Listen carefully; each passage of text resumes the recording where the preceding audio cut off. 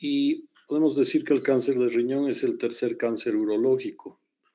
En los Estados Unidos, el 2023 se han diagnosticado 81.800 casos y se estima que han muerto 14.890. Representa alrededor del 2 al 4% de todos los cánceres. Es 2 veces más común en los hombres que en las mujeres. Y hay un incremento anual en el mundo, producto probablemente de temas ambientales, alimentación, pero probablemente también hoy día estamos viendo más cáncer porque tenemos más población y estamos eh, diagnosticando cánceres en forma temprana de manera casual. La edad media en el momento del diagnóstico son 64 años. Esta es una información que esta mañana la saqué, que te está hablando de la cantidad de cánceres que hemos tenido, en lo que se estima tener en los Estados Unidos este año. 52.000 en los hombres, estaría como en el séptimo lugar, y como en noveno con 28.000 casos en las mujeres.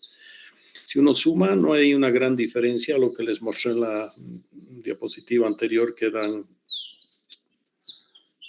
81.000 casos, ¿no? No hay una gran diferencia entre ese año y este año.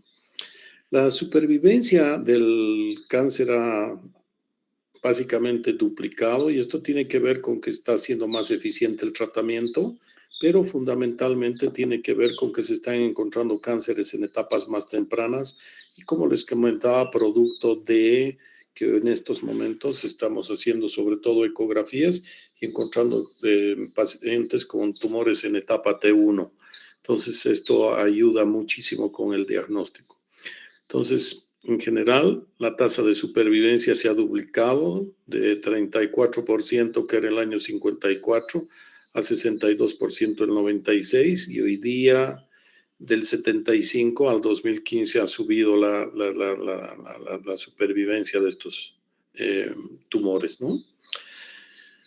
Esto es GlobalCan. Yo siempre tengo mis dudas con respecto a esto porque Bolivia realmente no reporta nada de patologías a un centro de captación de diagnósticos por enfermedad, pero esto es lo que se estima que se tiene de cánceres por 100.000 habitantes, y Bolivia estaría como en una etapa, en una posición intermedia, como 2 a 3.5 por 100.000 habitantes. Eso es en hombres, esto es en mujeres.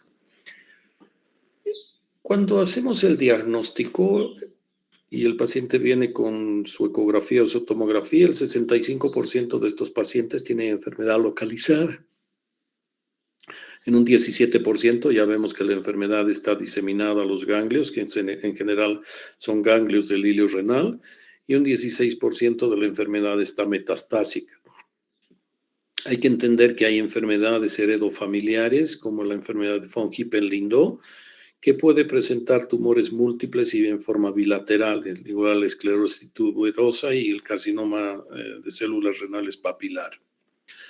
La incidencia por países es bien variable, Tienes incidencias tan altas como Islandia, con 15.5 por 100.000 habitantes, y tan bajos países como Angola.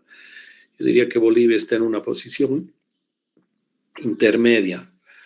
¿Cuáles son los factores de riesgo? Los factores del riesgo, definitivamente el tabaco es un factor de riesgo, y podemos decir que el riesgo aumenta para los fumadores, para todos los fumadores actuales y exfumadores, en 1.31, 1.36 y 1.16. ¿Qué quiere decir estos números?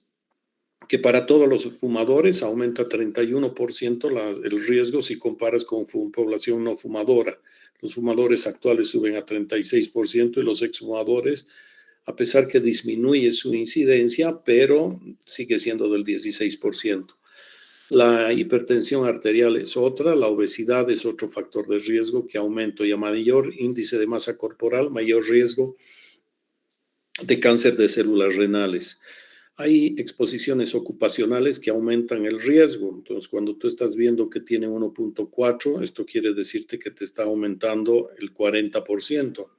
Cuando tú ves el carne, aumenta 100%, y cuando ves la gasolina, 60%. Entonces, si tú estás trabajando Hoy día ya no se utiliza tanto asbesto, pero antes acá las tejas se hacían con asbesto, entonces el riesgo para la gente que trabaja en esto era alto. Entonces siempre hay que indagar un poco en relación a qué es lo que los pacientes que te están consultando con uno, en qué actividad de trabajo desempeñan su actividad laboral.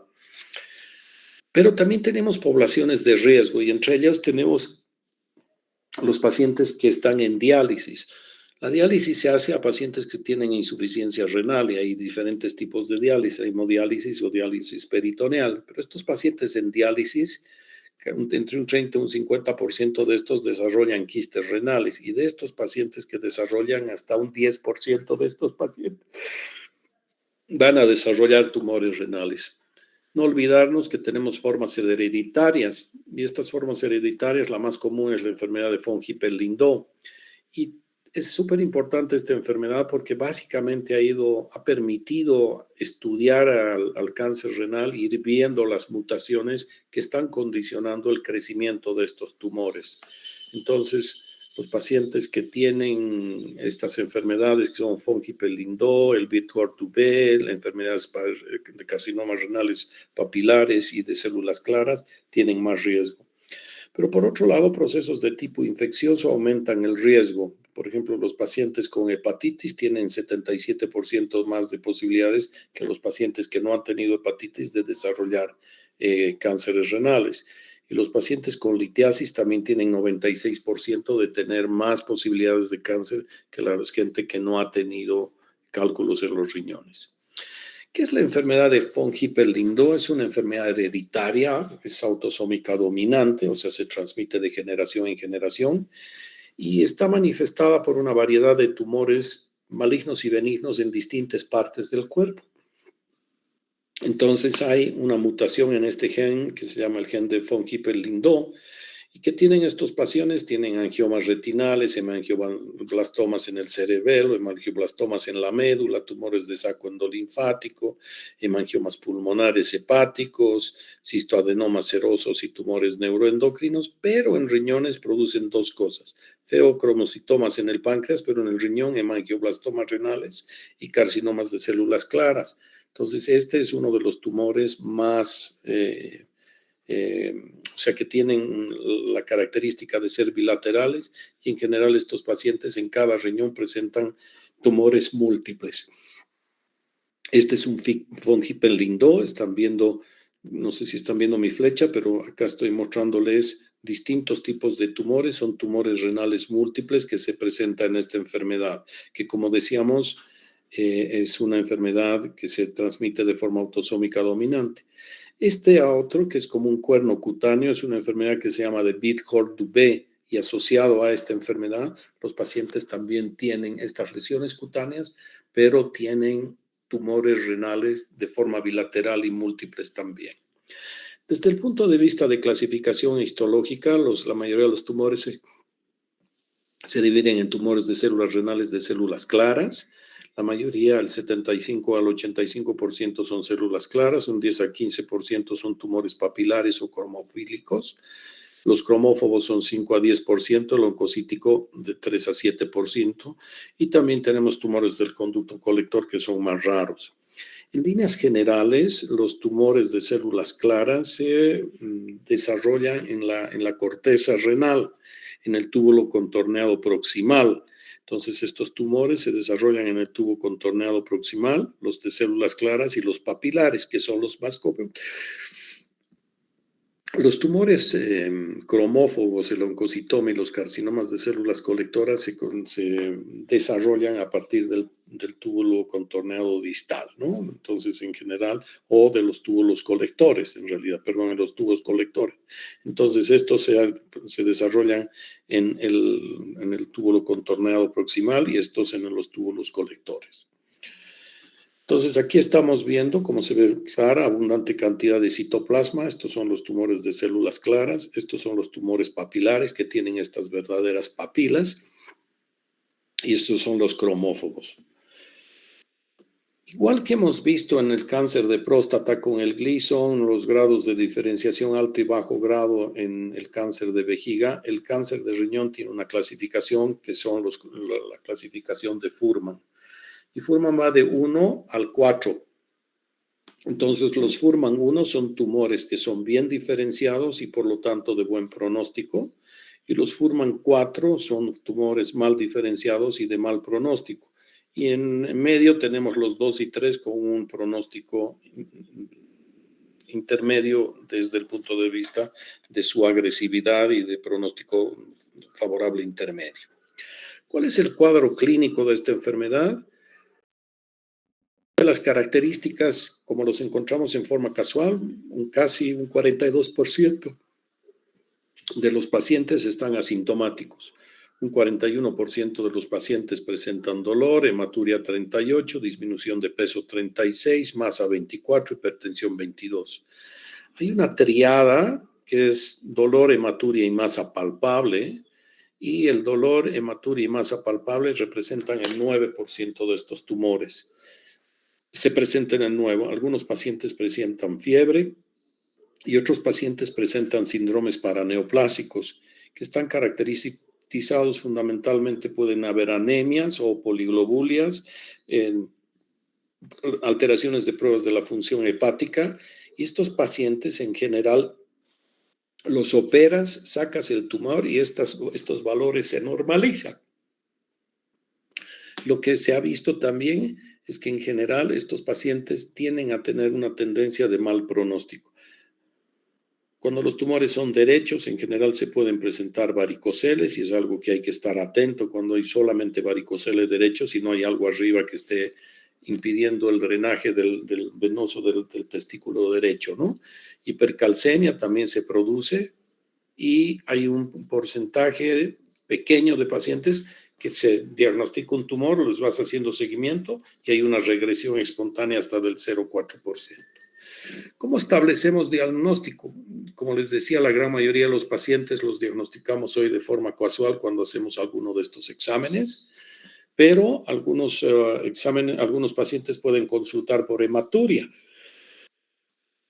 Si un paciente pide consulta por hematuria, yo creo que una de las cosas que uno hace como primer examen es pedir una ecografía y eventualmente si aparece un tumor pedirás una tomografía o una resonancia.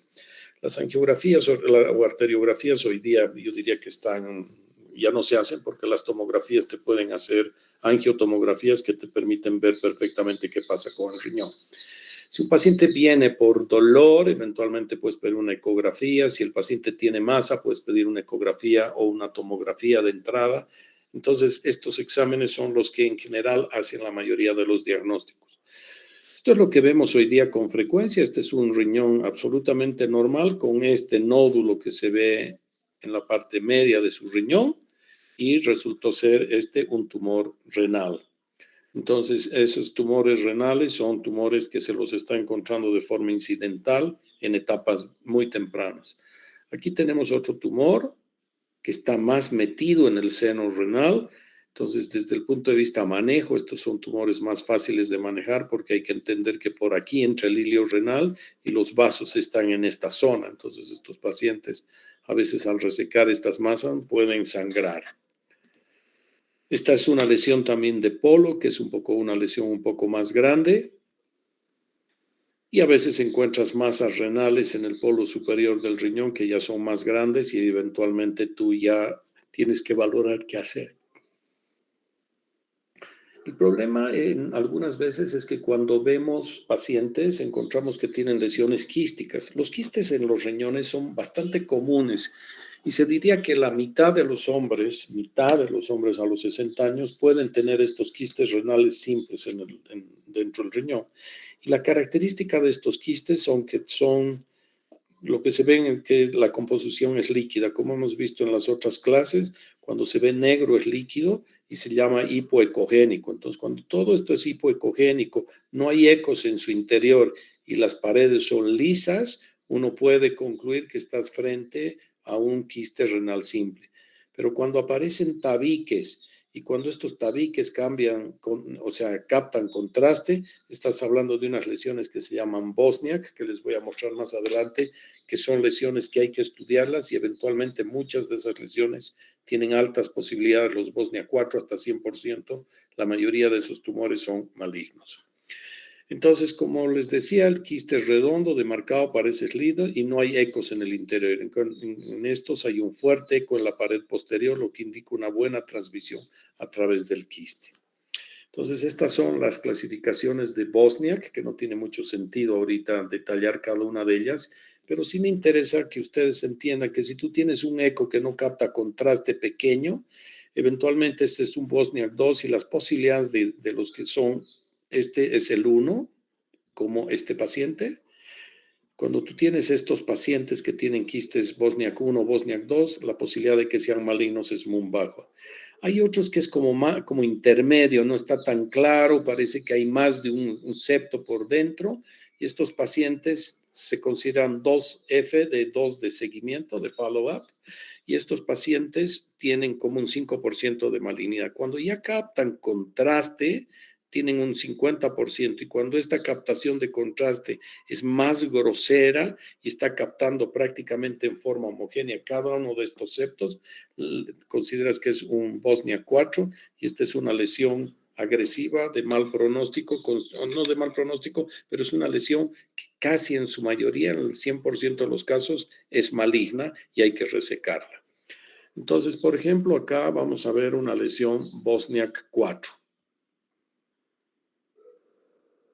Entonces, esta es la lesión sin contraste y cuando la contrastamos, la misma lesión,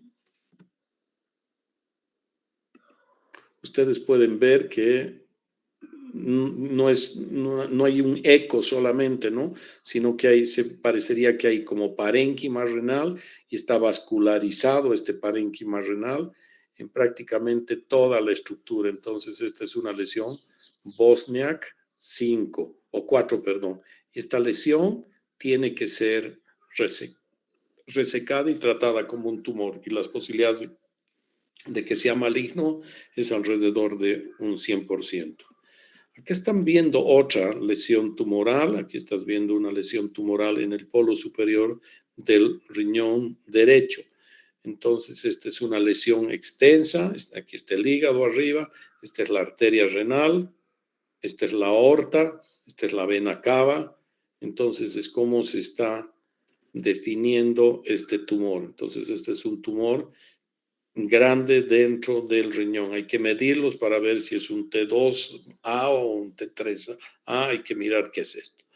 Hoy día la otra cosa que es muy interesante en el tema de imágenes es que tú puedes tener angiotomografías, por lo tanto ya no hacemos angiografías, porque tú puedes ver de forma muy detallada todo lo que es la irrigación de estos riñones, ¿no?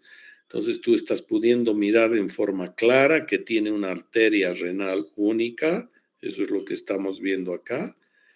La otra cosa es que esta es su rama primaria, tiene una rama secundaria que está irrigando el tumor y acá tiene otra rama secundaria y parece haber una posterior. Entonces, hoy con los tomógrafos modernos, tú puedes ir definiendo la vascularidad de estos riñones y cuando tú vas a operar, puedes mirar y saber que tienes que ir a buscar una arteria o dos arterias. Esta mañana en la consulta veía un paciente que venía con una tomografía, fue valorado en otro lugar y vinieron a pedir una segunda opinión. Y es un paciente que tiene 2 vasos en la arteria renal. Entonces, las tomografías a veces te muestran grandes masas tumorales y tú puedes ver si hay compromiso de la grasa perivesical, decir que es una lesión T3 y puedes ir etapificando y ver si hay adenopatías en el hilo renal que te estén haciendo pensar que hay ganglios tomados por la actividad tumoral de estos pacientes, ¿no? Este es un paciente que les voy a mostrar más adelante que tenía una masa relativamente pequeña en el riñón, pero se veía una gran masa detrás del hilio renal. Este paciente es bien interesante porque se hizo una resección del riñón y una resección de la masa y este hombre murió de otra cosa y no de su cáncer renal a pesar de tener una enfermedad localizada. Aquí vamos a ver un paciente con una enfermedad localizada, es una lesión T1A. Las lesiones T1A son lesiones dentro del riñón de menos de 4 centímetros. Entonces, esta es una angiotomografía y es bueno tener esto porque te permite el momento de operar saber qué es lo que vas a hacer. Aquí estamos viendo la aorta, aquí estás viendo la arteria renal, esta es una primaria, una rama primaria. Y si vas avanzando, vas a empezar a ver que ya hay una rama terciaria y en relación, esta es la rama terciaria, aquí aparece ya un vaso terminal y lo que tú puedes ver que esa es la lesión tumoral. Entonces, en estos pacientes, lo que estamos haciendo ahora son clampajes supraselectivos. Antes clampeábamos la arteria renal y resecábamos el riñón, pero dañábamos parte del riñón sano.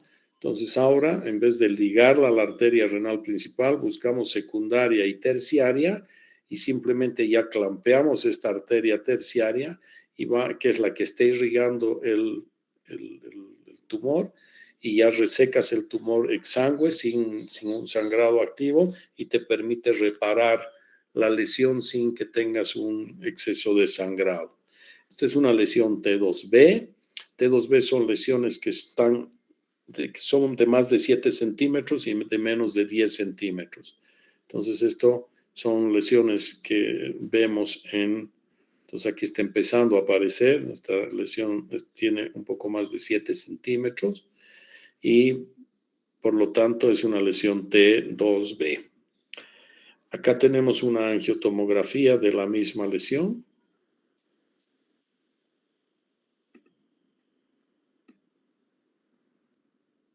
Entonces esta lesión tiene como 7.2 centímetros, por lo tanto es una lesión T2A.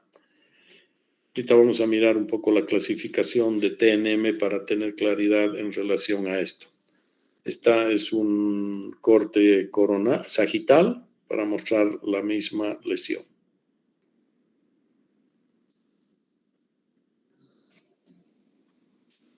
Entonces, la tomografía es una maravilla porque te da mucha precisión diagnóstico de si hay invasión de la vena renal, si hay adenopatía, si hay invasión de la grasa perirenal o si hay compromiso de órganos adyacentes.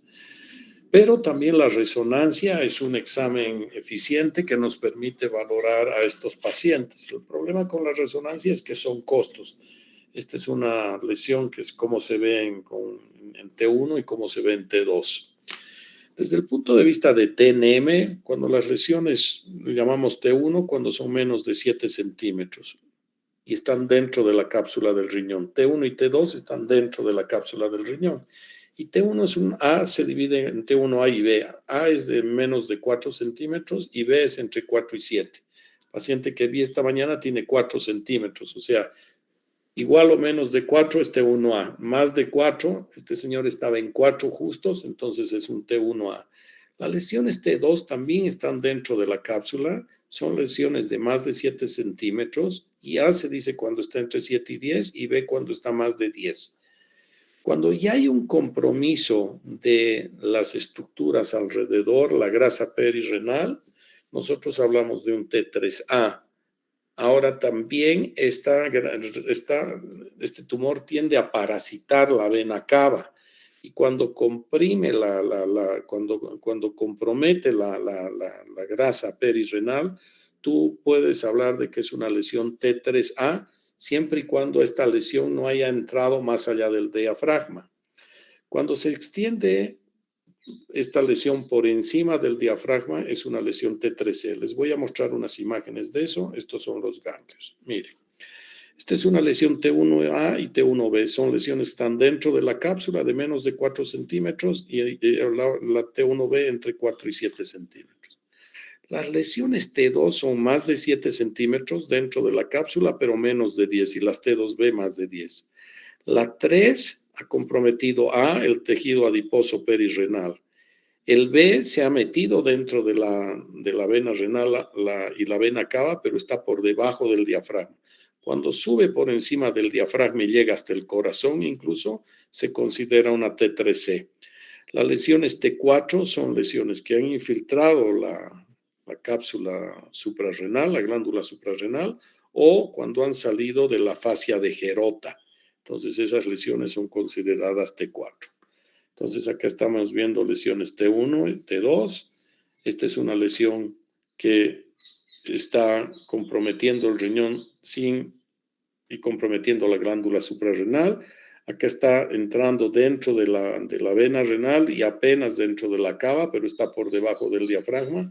Y cuando sube dentro del diafragma, cuando pasa el diafragma, ya se convierte en C. Les voy a mostrar una imagen.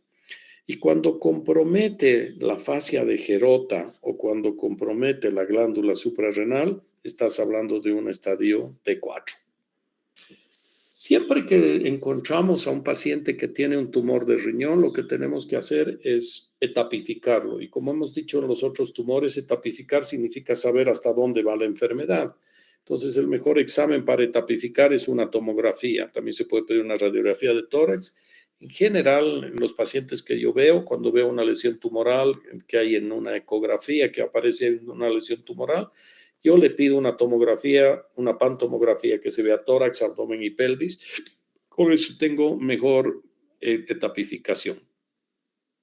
¿Dónde se disemina a distancia este pulmón? A pulmón, es por eso que quiero una tomografía, huesos, hígado, cerebro, y se puede ir de ahí a cualquier lugar.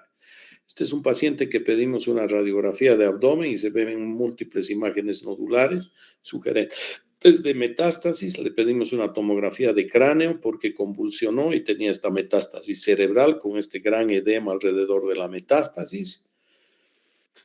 Siempre hay que hacer tomografías para ir mirando qué es lo que pasa con los tumores hacia arriba. Acá estamos viendo otra tomografía del tórax y se ven múltiples imágenes nodulares grandes. Estas imágenes nodulares se hablan como en bala de cañón, se hablaba antes en medicina interna. Y lo que van a ver acá son múltiples lesiones metastásicas dentro del tórax. Todas estas que les estoy marcando son metástasis pulmonares, ¿no?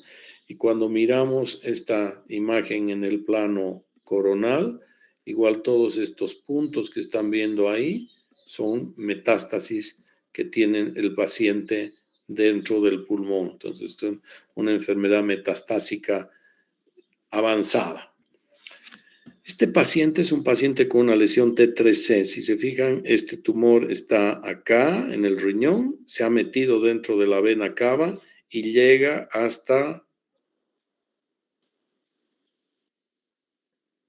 la aurícula derecha. Entonces acá está, esta es la vena cava, vena cava, vena cava, vena cava, sigue tumor, tumor, tumor, tumor, tumor, tumor, tumor, y ahí se entró dentro de la aurícula derecha. Entonces esta es una enfermedad avanzada de cáncer de riñón. Y este es en el plano coronal, la misma imagen, ¿no? Estás viendo cómo esta lesión ha llegado hasta el corazón. Entonces aquí está la lesión, esta es, y aquí estamos viendo parte de la lesión en la aurícula. Ahí está. Entonces esta es una enfermedad avanzada, ¿no? ¿Qué es lo que tenemos que hacer? Siempre hay que evaluar de forma inicial con los pacientes y hay que ver si hay metástasis o no hay metástasis. Si no hay metástasis, la lesión es de menos de 4 centímetros. Lo más probable es que estos pacientes los sometamos a nefrectomías parciales. Pero si tú tienes un paciente que tiene una lesión de más de 4 centímetros, pero el paciente tiene un solo riñón o es insuficiente renal o tiene problemas ya con su función renal, a veces nos damos márgenes para que tumores un poco más grandes y que estén periféricos, someterlos a nefrectomías parciales. Cuando el paciente tiene una lesión más de 4 centímetros, en general esos pacientes deben ser sometidos a nefrectomías. La nefrectomía es el tratamiento de elección en estos tumores.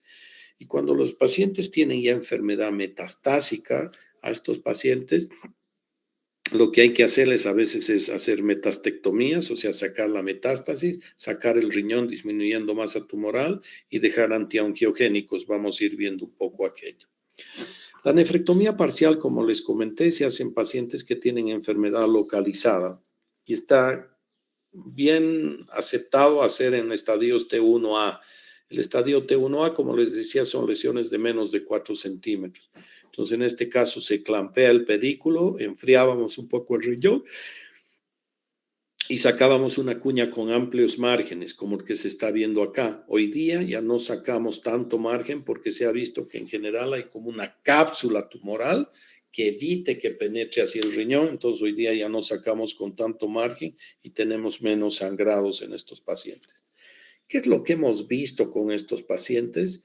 Que cuando hay varios trabajos que cuando los hemos sometido a resecciones parciales, la sobrevida de estos pacientes es la misma que cuando le sacamos el riñón entero.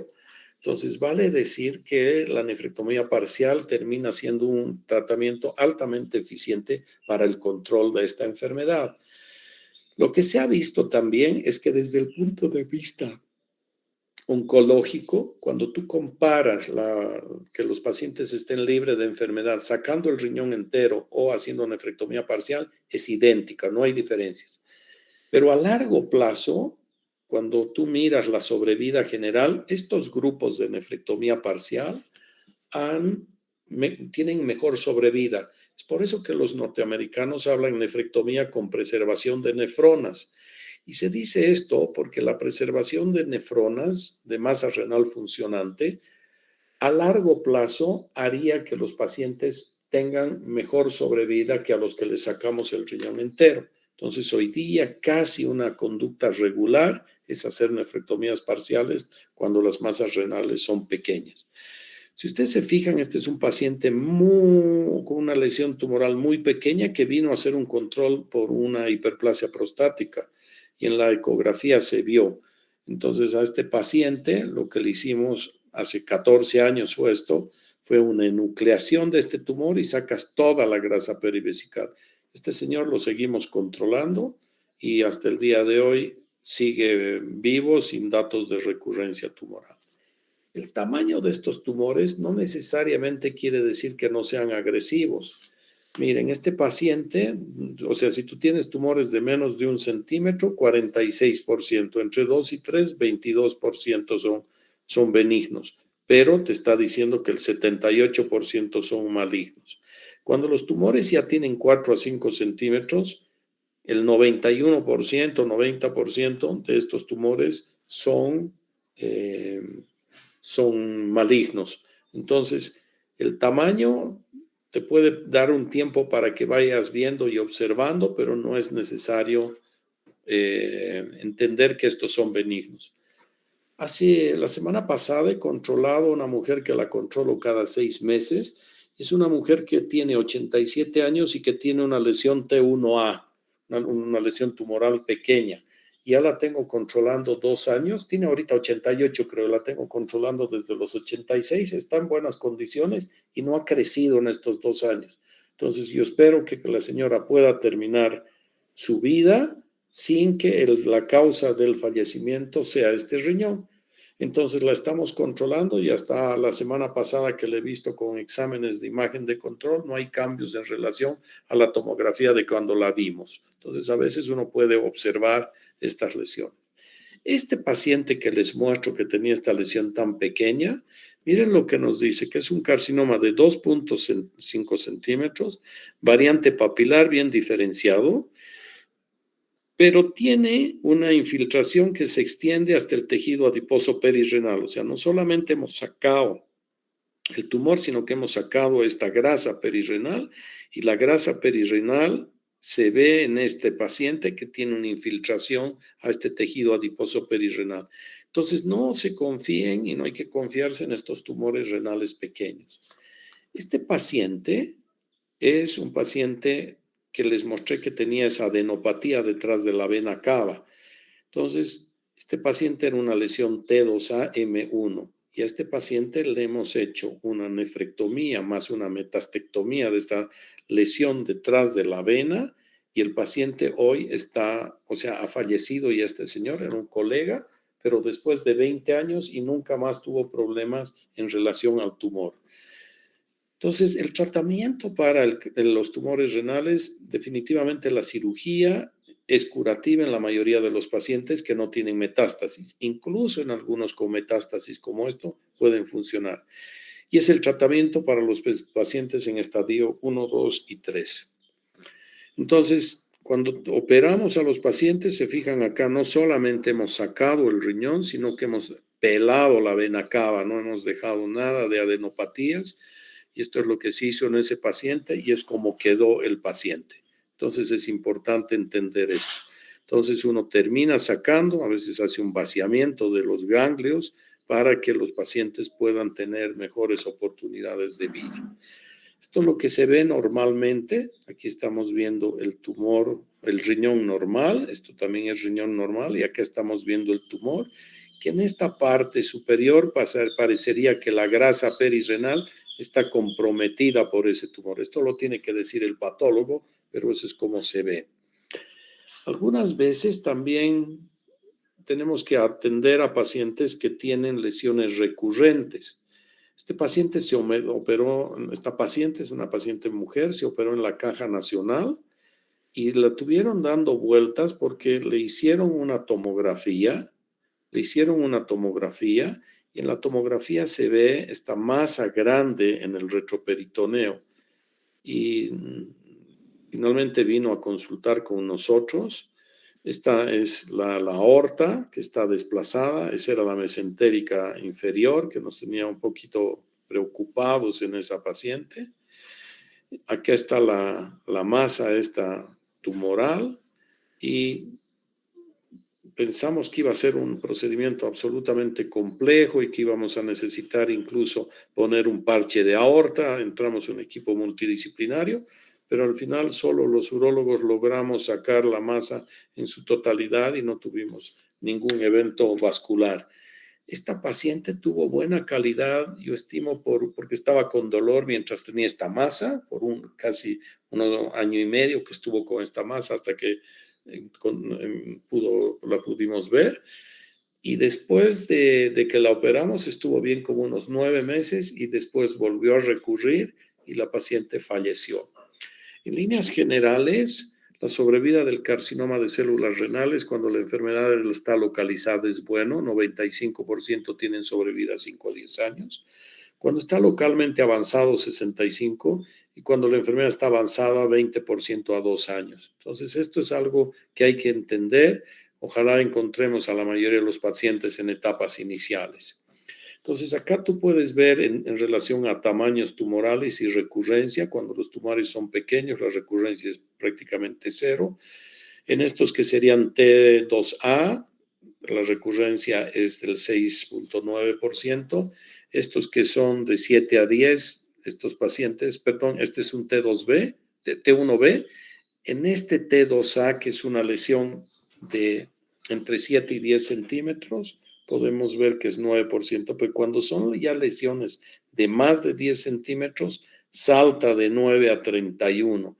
Entonces el tamaño está jugando un rol.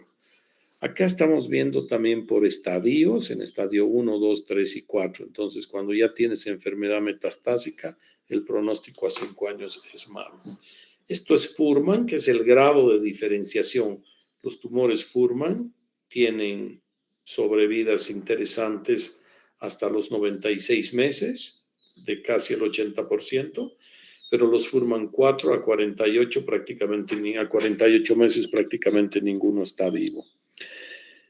Esta es una escala de la Clínica Mayo que me parece interesante, que te habla de algunos parámetros como la clasificación TNM, si son tumores de menos de 10 o más de 10, van ganando puntos, si hay ganglios o no hay ganglios, el grado de diferenciación y si hay o no hay necrosis. Entonces, cuanto más puntaje tienen, más posibilidades de que los pacientes recurran.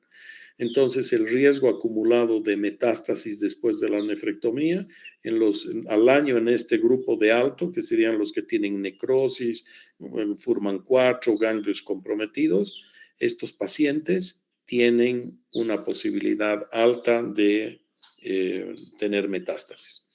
Pero hoy día, si uno entra up to date, puedes encontrar estas calculadoras de riesgo que te facilitan la vida, no tienes que estar mirando. Entonces pones lo que tiene Ejemplo, este paciente está localizado, es un paciente totalmente activo, no tiene restricciones, era un T1B y no tiene metástasis. Y lo que tú puedes ver que este paciente tiene un riesgo bajo de recurrencia, ¿no? De su enfermedad, y 91.1% de estos pacientes están vivos a 5 años. Si ponemos otro paciente que está metastásico, es un Fuhrmann 4, se puede autocuidar, pero de forma limitada. El paciente tiene metástasis a distancia. Este paciente, su sobrevida o sea, su riesgo es alto y la sobrevida a 5 años es menos del 1%. Entonces, esto es también importante mostrarle a la familia y también si el paciente está en buenas condiciones al paciente, porque es bueno que el paciente sepa qué es lo que le va a pasar a largo plazo.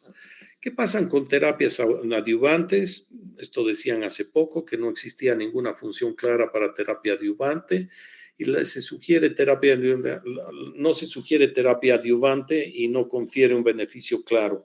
Pero hace un par de años ha aparecido este medicamento que se llama pembrolizumab, que ha disminuido la tasa de recurrencia de estos pacientes en más de un 30%. Entonces, esto es muy interesante, pero para Bolivia y los pacientes bolivianos es absolutamente frustrante porque tenemos una cantidad de medicamentos hoy en el mundo que no llegan a Bolivia.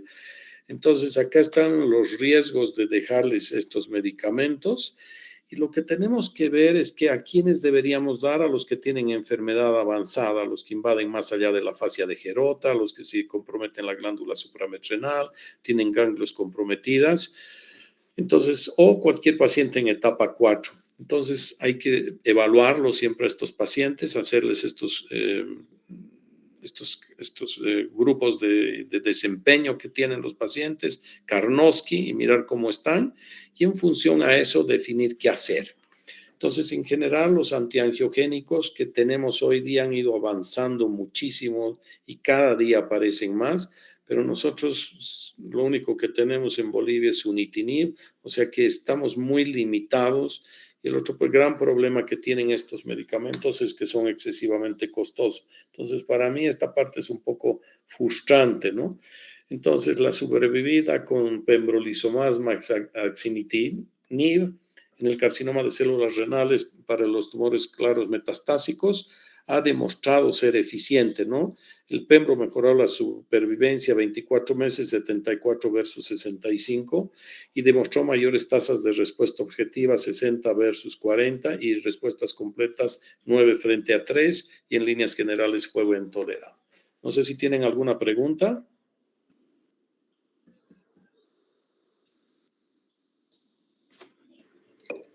¿Hay alguna pregunta?